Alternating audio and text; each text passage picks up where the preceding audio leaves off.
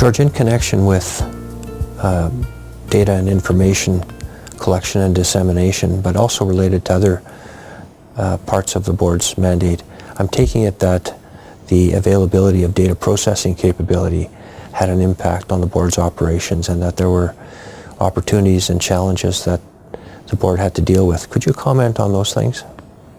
Well, I can say this, Jim, that as soon as computers became commercially available, the board got into the act. The board's first central computer was called an LGP30. LGP30. And it was operated with perforated cards. And then we moved to a more sophisticated central computer that required most of a floor in our building, and it required extensive refrigeration, very large,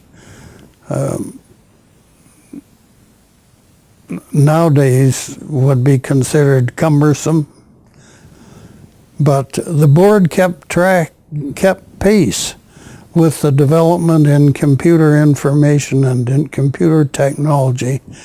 And as better equipment became available, we got it and we used it.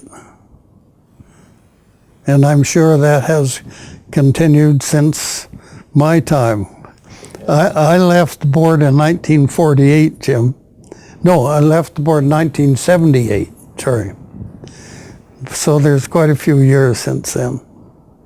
Any particular challenges that the board was faced with in terms of acquiring the manpower necessary to deal with the data processing aspects?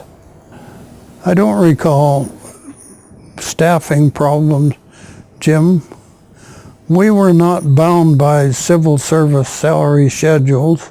We had considerable flexibility, and industry gave us full support to our